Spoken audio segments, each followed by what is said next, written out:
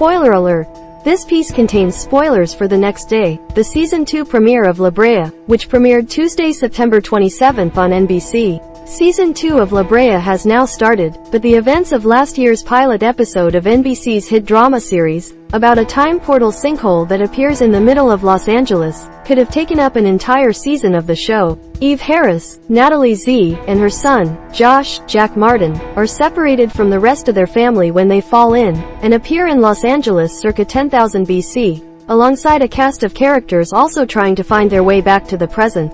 That's not to mention the endless slew of prehistoric predators and the mysterious modern skyscraper that was revealed at the end of the last season. Now, the second season promises even more unpredictable twists and turns, from a new sinkhole opening up in 1988 to Eve being kidnapped by an army of mysterious medieval guards. Zea and Martin, currently finishing up shooting the second season in Australia, spoke to Variety about the show's latest revelations. They discussed the response from fans, Zea's moodboard of inspirational characters and Martin's unexpected real-life connection to the series. What was different for you coming into Season 2? Jack Martin. What was really different for me this year is my character is in 1988. It's a whole new storyline for him and his love interest, Riley, Veronica St. Clair. Because of that, the scenes are much more focused and the settings are very different. We're in 80s LA last season. I tended to be in these big group dynamics that were more about driving the plot forward, and we're shooting in these wild outdoor locations that we still use, but it's less of a focus for Josh here. Natalie Zea. Jack and Veronica St. Clair, they've probably had the biggest shift. They've traveled literally tens of thousands of years. I got to change my sweater. My story, in addition to a lot of the people who were left in the clearing, it's really just a continuation of exactly where we left off because the name of the episode is The Next Day. Do you guys know how much time has passed in the series so far? See, it was originally 3 weeks total, and then it shifted to 2 weeks because we shortened the length of time between the finale and the opening episode that you see today. Martin. My understanding is every episode in Season 1 was a day, and since 201 is called The Next Day, it'd be 11 days. Your characters were on a rocky road last season, and then you got split up. What does it mean for your characters to have lost one another at this point in the story? See, when we open this episode, Eve is pretty unraveled. She is dealing with the loss of not only her son, but she still has no idea where her daughter is. Now she's feeling incredibly vulnerable and incredibly lost. She's not handling it well. She's been the hero that rises above it all and tries to set an example for this group of people, and she's sort of out of gas at this point because she's feeling as though hope may be lost. Martin. After episode 7, when I so to speak voted her off the island, I got so many messages of people saying, "You're so rude to your mom." I was like, that's acting, that's the character. I love Natalie, so we're all good. Josh is 17, and I know when I was 17 I was definitely annoying. So sometimes people can be hormonal and temperamental, and not saying that fully as motivation, but he's a character that's driven heavily by instinct and often acts and then thinks later.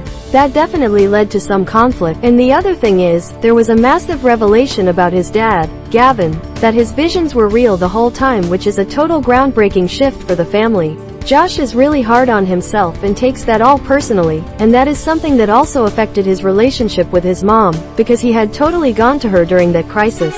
He doesn't even know what's happened. He's under the impression that he may never get to see his family ever again, and because of that, he carries a lot of guilt from those events that I just mentioned. That's a huge motivating factor for him that's going to come into play.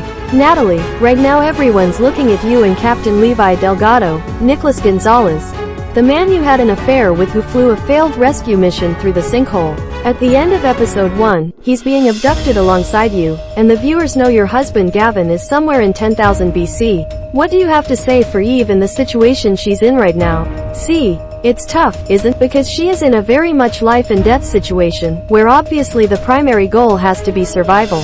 And then there are these peripheral emotional states that are happening concurrently. For Eve, it's a matter of compartmentalizing just for the sake of her life and the lives of the people around her. Also, there's a bit of denial there. There's a bit of like, you know, I'll deal with my feelings later, as soon as we make sure that everybody is alive and breathing. That's going to be a theme for her throughout the season. We can't be at an 11 all the time, or our adrenal glands would explode and we would die of a heart attack. There has to be moments where she takes a breath and she becomes vulnerable. It's just a part of the experience that she's going through right now. Coming into season 2, you have a fanbase that has been watching the show. What do you hear from fans? Martin. I mean, it's cool to see how excited people are. People really love the show. I noticed fan theories all the time. People think that I am Silas. I get a lot of that, which I can't speak to, but other theories like that. The outpouring of love for the show is pretty amazing. See, the only comment that I've gotten is I was informed yesterday that my husband said something to my 7-year-old daughter, something La Brea, and she rolled her eyes and she was like, God, if you knew how many times I have to say that word in a day. And he was like, what are you talking about? And she said, all I get is people at school asking me, what show is your mom on? So she's a fan. What do you see coming from the second season that people will be most excited about? See, we're able to explore personal relationships a lot more than we were able to do when we were busy trying to survive, which we're still doing. Martin. Yeah, I totally agree with that. There's going to be some reunions. There's going to be some character interactions that people have been waiting to see. Definitely new animals, although I am not going to say which ones.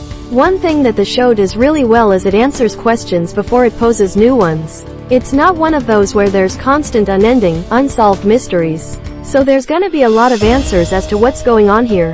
Working on a show of this genre, do you guys look anywhere for style inspiration? See, when I start a job, I start outside in. So I put together inspiration for the way the character looks and the way the character feels. I have Naomi Watts in The Impossible, Emily Blunt in A Quiet Place, Carrie-Anne Moss in The Matrix. Those sorts of very strong, very troubled women in peril, very dirty, focused and forced. From there, I just tried to embody the feeling of those characters. And if I ever get lost, that's the touchstone that I go back to. Martin. I've been a fan of this genre for a while, you know. I've seen Lost. I've seen The Walking Dead. Something that was fun is that the new season of Stranger Things was coming out while we were shooting this, and they also go to LA in the 80s. Joe Keery's character in that show, there's differences, for sure, but I would say is probably the closest character to Josh that's on TV right now.